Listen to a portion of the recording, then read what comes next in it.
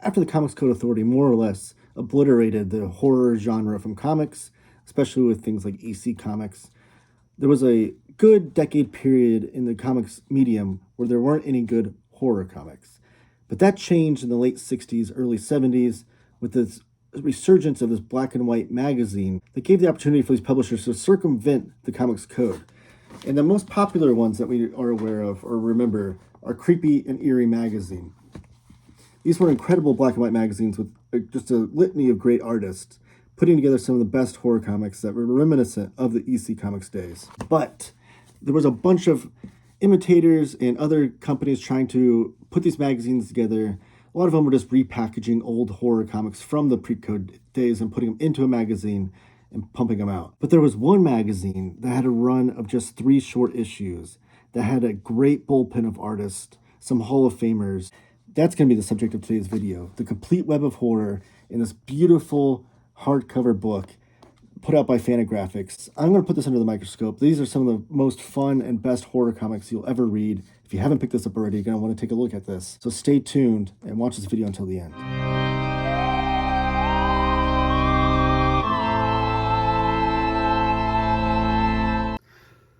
And I'm back. My name is Taylor. This is Taylor Talks Comics. Thank you for joining me. Please give the video a thumbs up.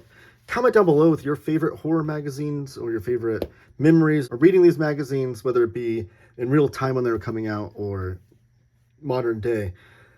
And give the video a thumbs up. I have been doing 31 days of horror comics all throughout the month of October. Every single day there will be a video on my channel that is related to horror comics in some way, form, or fashion, and you don't want to miss out on that. I do have a playlist running for the month. If you missed out on any of the videos, you go to my playlist section on my channel and see all the videos that you might have missed already. Give the video a thumbs up too. Did I say that? But anyways, today we're going to be talking about Web of Horror, the beautiful hardcover that was edited by Dana Marie Andra. And first I just want to show off some scale here to show you how oversized this book is. It is larger than these Creepy and Eerie Magazine archives that are being put out by Dark Horse Comics. These are the paperback versions they've been coming out with. You can see it's slightly taller than and wider than it, so it's bigger than that. But originally when these were released, they were magazine format, so they were similar trim size, I think. And then just to further compare to a single issue comic book they might be familiar with, the trim size of, I have Two-Fisted Zombies here, which I did do a video on. Check that out. You see it's much wider and taller than, so it's definitely oversized. Now, this was a beautiful collection. Dana Marie Andra, I think the project initially started as an Indiegogo, and then Fantagraphics picked up the publishing of it. I can't remember how that fell together or delineated between jobs or whatnot, but regardless, we have it in hand now, and this is the second printing, and it seems to be going out of print. Most retailers are out of print already of the second printing, so I'm hoping they go to a third printing. But this is a beautiful, beautiful collection, not just for its historical significance, but just how it's put together as well. And I talk about this on my channel all the time about preserving the history of comics and how important that is, because this run lasted only 3 published issues. Now there's a bunch of information and context in here and a bunch of extra comics that would have made up an eventual issues number 4 and 5 that never came out. This is packed full of great stuff. However, it only lasted 3 issues, so it would have easily long gone and forgotten in the history of the comic book medium or industry had someone like Dana Marie Andra not remembered this from her youth and recovered it and then put the project together with all the people that are involved in it, and he will put it into a beautiful package like this. So now Web of Horror will be forever preserved via this hardcover. Again, something that could have been easily forgotten, unfortunately. So I love just the preserving of comic book history. It's so important. There's still so many comics that have existed in the history that have never been reprinted and have largely been forgotten. And if that's the case for you, I'd love to hear in the comments of an old classic magazine series or comic book series that has never been reprinted that you remember from your youth, because that's what this kind of reminded me of, reading the intro from Dana and the whole project as a whole. It kind of reminded me of like when I was a kid and I'd watch a cartoon or something, and then as I get older, I'd talk to my friends about, like, do you remember this cartoon? Like, it was, and I explained the premise and everything, and it seemed like I was the only one that remembered that cartoon. I largely, and I don't know if Dana spelled it out in such a way, but it seemed like that was kind of the thing. Like Dana grew up and picked this comic book magazine off the stand, like when it first came out, issue number 1. And she went through life remembering this magazine and probably encountered a lot of people even that were into comics that didn't even remember it existing. But I digress. Let's pop this puppy open and get to it. But the design is just beautiful. There's like a embossed title lettering there. It's got a sheen to it, but there's like a textured finish on the cover here. And it's embossed on the Web of Horror here, as well as the Fantagraphics logo. And then Web of Horror is embossed here as well. I'm having trouble getting that to shine on the camera, but really, really great stuff. We have, this is a Bernie Wrightson piece on the back. This is Jeffrey Catherine Jones that did the front cover, which is the cover of issue number 1. So let's open this up. Incredible in papers here. I love this piece by Bernie Wrightson here. And it's Bernie Wrightson doing Frankenstein, which I don't know that there's any comic book artist in existence that has a more of a fame and ties to the Frankenstein character than Bernie Wrightson. So really, really great in papers. And the back end papers are different as well. Just a really, really great piece. And I know that's something that Dana appreciates in books, is good in papers. She frequently comments on, she joins the chats on my live shows. I do a live show every Wednesday at noon Eastern. This week, I'm actually doing it on Thursday. I'll put information out about that later, but it's always at noon Eastern, and she normally chimes into the chat and has some fun things to say about, because she's just a big comic book fan, and it's just really cool. So here's a title page, and then here's this with the Webster, which is their horror host. Like every good horror anthology always had a good horror host. Like, you know, the EC had their 3 horror hosts. Creepy and Eerie had Uncle Creepy and Cousin Eerie, I think were their names. But this is Webster here. And you see special thanks for everyone that contributed to the Indiegogo campaign. And then in memory of Richard Sala, which I wanted to point out, Dana was really good friends with Richard Sala. And earlier this year, Dana's second project that she edited for Fantagraphics in modern day, I think she had done work years ago for Fantagraphics, but her second modern release with Fantagraphics was putting this together. And this is Night Drive. This is one of Richard Sala's earliest works. And really another beautiful collection. If you haven't got your hands on this, I did a video on this as well, showing off how great that collection is. But yeah, so in memory of Richard Sala, who was a supportive friend and sympathetic sounding board over the course of bringing this book to fruition. The book itself was designed by Justin Allen Spencer, and then, like I said, editor was Dana Andra. And then it's America's Nightmare magazine was the kind of moniker that this magazine held. And then here's dedicated to Bernie Wrightson with a self-portrait published in Squall Trot number 2 of Bernie Wrightson himself. Just really, really beautiful work. We'll see more Bernie Wrightson artwork in the middle of this. And the table of contents is amazing too. I love all of the panel layouts here with all the different artwork you see throughout here, which you'll see on the inside as well. And the table of contents is very informative. Everything you want from the context of everything, that month and year that they came out with, who did the covers and everything else, because I'll show you once we get to the magazines. The credits on inside the magazine aren't as clear, but they're all here, so it's great. And we start off with the introduction, forward, the origin of Web of Horror, spinning. So all this historical context starts off the book. And then on page number 1 is where Web of Horror number 1 starts. Then we have Web of Horror number 2. And these were 48-page magazines. And then Web of Horror number 3, that's all that was published. That's all that made the magazine racks before it was canceled. And then Web of Horror number 4. This is what would have made that next issue. And you can see all those stories were repurposed and put into other anthologies. And they even have that context in here. So you know where the issue was originally published. And then, before they were going to the printers, while this project was still kind of in its infancy, they found lost pages, which we'll get to as well. And those are pages that would have made up issues 4, 5, and 6. And then there's some back matter as well. So here's the introduction by Dana Marie Andra with a great Bernie Wrightson piece right here. And a little Webster portrait right there. And it says, "Welcome to a book that has been my dream project for more years than I care to count. It harks back to the day of 1969 when I walked into a newsstand in Miami, Florida, looking for the latest issues of my favorite comic books and monster magazines. As an ardent fan of famous monsters of Filmland and Castle of Frankenstein, it was only natural that I was also reading anything from creepy and eerie to weird and tales of from the tomb. See, those are some more magazines that I've not read before from that same era that I would love to get reprints of. And then here's a foreword by Terry Bisson. He was I think the publisher and editor of the original issues that came out. And you can see they're talking about For Monsters Only, which was their Famous Monsters of Filmland kind of competitor, I guess, competing magazine. And then Cracked, which was competing with Mad. And then here's Clark Diamond, the origin story of Web of Horror and how the magazine came to be. And here's an original art piece by Bernie Wrightson, which that story is inside the book, Mother Toad. And then here's Spinning a Web of Horror, the story of America's Nightmare magazine by Dana Marie Andra. So this is her writing about the historical context of the magazine and everything that went into that. And then we have The Making of Scream Door with Robert Lewis. So again, there's so much historical context included within this. There's nothing that you would have been missing out on with the Web of Horror that you would have potentially wanted to know. And then here's Reality Magazine, where some of this ties in as well. And then we get to the magazines themselves. Now this is a cool thing. I absolutely, I geek out for any sort of good production design with any of these books, and especially when they do this.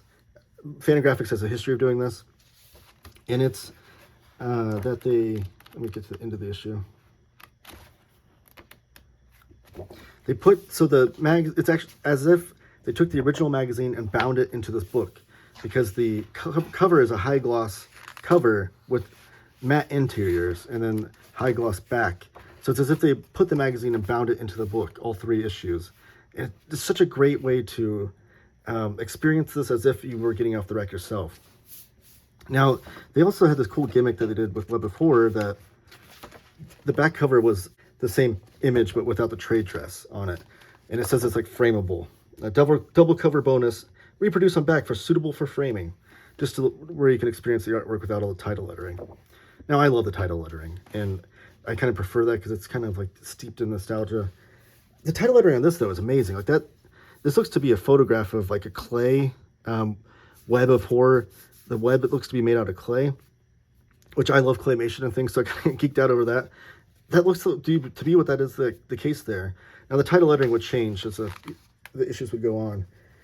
And right away on the inside cover, there's not a wasted page at all throughout here. There are ads, which we'll get to, but the inside covers, or the front cover, is always a Webster comic, or Webster introducing himself, and then their table of contents. Now, what I was saying about the credits not being as clear here they just list the artists and the writers here, which is something that all these magazines did, Mad Magazine did that too, where they just kind of pile them together, and then they list each story that's included in the issue, but there's no credits in that part. So I did find myself flipping back and forth between the table of contents up here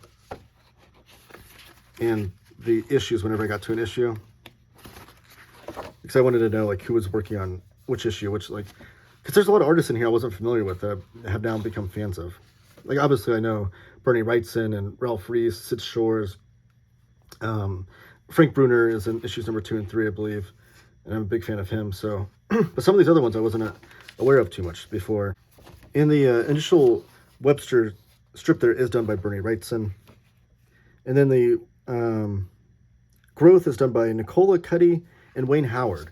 Now, Wayne Howard was not an artist I was familiar with until this, and there are biographies in the back of all the artists back here, which is great because then you get kind of a bio with other work that they've worked on, so I can follow them and kind of hunt down some of the other work that I wasn't aware of. But Growth was one of my favorite stories throughout the whole book, because it includes kind of atomic bomb and mutations and the kind of the nuclear Cold War era science fiction, but mixed with horror. So you can see this guy's got growth on him, and all of these finish with Webster kind of, telling a joke at the very end that has to do with the story and how it finishes, much like all the horror hosts they are. And these all have twist endings, so they're all 6 to 8 page stories with a twist ending, kind of like Twilight Zone or the EC comics you remember from back in the day before this.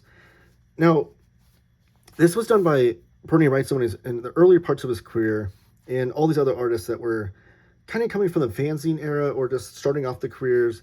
And there's kind of this endearing quality to a lot of the artwork where it still has that initial brand new artist kind of pouring out all their ideas on the paper, and there's still kind of like this like endearing, for lack of a better word, like amateurish quality to it. Like the title lettering here on Bloodthirst looks like a fanzine title lettering. Like it doesn't look like a professional did it. It still looks great, and I love that fanzine quality to it, but it still doesn't look like the professionals you'd get from like EC and Creepy and Eerie even. But it's that kind of enduring quality that I love. It's the same thing that I have with like music when I listen to like indie bands or when I follow self-published cartoonists or things. That's the kind of stuff that I kind of love and can relate to. But I digress. I mean, I can't really explain myself too well on that. But all the title lettering on every story is great. They really knock it out of the park with what they're going for here. And I love these advertisements. This is fun to see all the creepy toys that kids would want to buy or whatever. And they had these comic artists 2-page spreads throughout every issue. And the idea was that you add your art to this piece here, and then you fill in the captions with your own dialogue. Each issue had one. I would have liked to see some that were returned. They don't have those in here as far as like something that they got back from the fans. It would be quite cool to see who the contest winners or things were, and if they went on to become artists of any kind. Oh, this was a good one. This is Dead Letter. So this is where it's a magazine publisher, which is funny because like even EC and Creepy and Eerie, every once in a while an artist would want to do one of these stories that takes place in the comic book industry, and I just kind of love their kind of perspective on the behind the scenes there. This one is Dead Letter. The publisher of this comic book company or magazine company has this letter that he's not allowed to open unless his famous writer dies.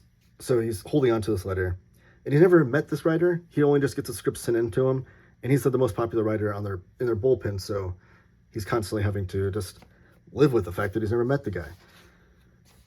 So eventually they don't hear anything back from him. They don't get any letters or scripts from him, and they're meeting their deadline. So they go follow his address and kind of try to meet and encounter him. They find out that he's this deformed gentleman. And then things go awry from there. I don't want to spoil the ending there, but it's a really cool story. I like that one a lot. I'm trying to flip to my favorite stories here without living on every single one of them. So here's the cover to issue number 2. And again, it still maintains that same quality of having the no trade dress on the back cover of it. And here we get an actual comic from Webster. And same thing for issues 2 and 3. For Webster's Welcome, it's an actual comic inside the inside cover. And then this one has Otto Bender as a writer, which I'm a big fan of. Marv Wolfman, Bernie Wrightson. Okay, so Frank Bruner must be in the 3rd issue then.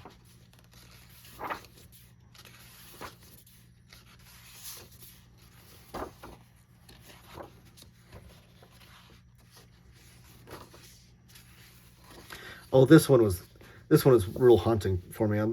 This one's probably gonna live in my mind forever. But Otto Bender wrote this one with Mike Kaluta on artwork. And again, the lettering just has that, I don't know, like that fanzine, early cartoonist quality to it.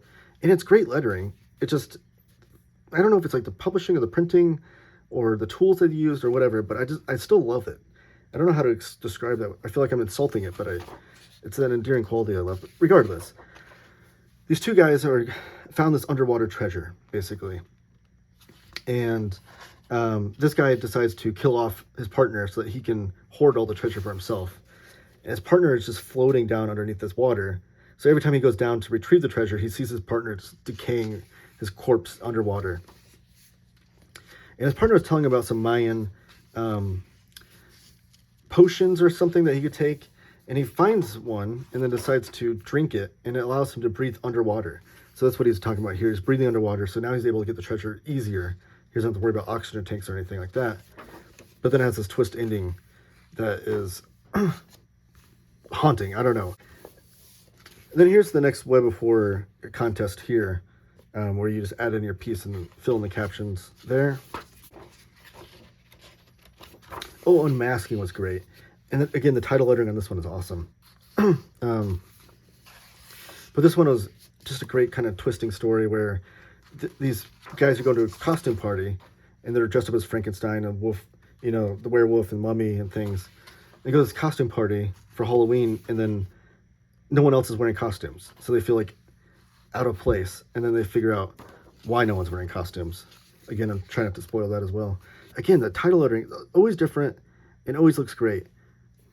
It's just, it's a quality that lived on with EC and Creepy and Eerie Magazine. I'm glad to see it was maintained here as well. Oh, this one is great too. But this is the last one I'll try to go over before I get to the rest of the back matter. This one, this guy finds a scientific discovery of these weird seeds that he finds that look like the shape of skulls. And the scientist then finds out how to grow the plants. And when he goes back to retrieve the secret and he's like, oh man, we're gonna be rich, he shoots him and kills him because he realizes that the plant thrives off of decomposed body, which is just incredible. But then he comes back alive as this swampy skeleton creature. Now I think this definitely predates Swamp Thing and Man Thing. I think. I don't know if it predates the Heap though. The Heap was like the original swamp creature. But regardless, I love this interpretation of the swamp monster, but with mostly skeleton. I don't think I've ever seen something like that before. Now here's the third issue with the rights and cover of the Yeti. Just more great comics. But I want to get to the fourth issue. So the fourth issue never came out, never published. So they have like the original art with the paste ups of the lettering and things as the cover for this one. And there's no back cover because that doesn't exist. But we see like what would have existed for issue number 4. And again, just more great comics. It's sad, and which they tell you in the introduction why it fell apart and was canceled eventually after issue number 3. But it's sad because this could have been like the amount of talent they had in this book. It should have lived on long after. This one was by Tom Sutton, and I really loved his artwork in this one. It's like that kind of maniacal, like underground comics, filling the whole entire space kind of quality to it. And I don't think I've read a lot of Tom Sutton comics, so I'm definitely going to seek him out because this one really blew me away with the art. It just feels so seeped in the underground comics scene. And then like I said, there's no back cover. So that's the end of issue number 4, what would have been issue number 4. Now the lost pages, and they talk about it here, where they found these pages. It just happened to be an auction was going on with, what's the famous auction house? Heritage Auctions website, where all these pages came about, and someone was like, oh, these are actually from Web of Horror. So I show you here all the credits of who worked on what, and these are the scanned in original art pages of what would have been issues number 4, 5, and 6. So this is how far ahead of the schedule they were before they had to cancel the magazine and move on. Just such great, like, historical context that exists here. Now we have an afterword by Richard Arndt, and then the creators of horror. And again, like I said earlier, like these great biographies of each and every artist and writer that contributed to the magazine. The Otto Binder one I was curious about because I thought Otto had retired from writing comics by the time this hit, because he passed away in 74. This was from like in 69 and 1970. And I thought by that time he stopped writing comics, but so I didn't know if these were repurposed stories of his that were like from his sci-fi days and they just repurposed and redrew them. But no, it seems like he actually wrote these in real time for Web of Horror. But I'm a big fan of Otto Binder, and he's got a pretty tragic story with his life. But then here's our contributors. So you have Dana Marie Andra, Robert Gerson, Robert Lewis, S.C. Ringenberg, and Richard Arndt. And that's it. Such a beautiful collection of great black and white horror comics and historical context of the comic book medium. I cannot recommend this book enough. If you can find it, I would try to find it now before it goes completely out of print. With second printing. Beautiful, beautiful collection. A great job by Dana Marie Andra on putting this together. Great job by Fantagraphics for publishing it. And thank you guys so much for watching this. Give my video a thumbs up. Comment down below with your favorite black and white horror magazines or horror comics or what have you. Let me know if you've picked this up already or if you're going to pick it up. And subscribe to my videos because you don't want to miss out on 31 days of horror comics. Thank you guys, and keep talking comics.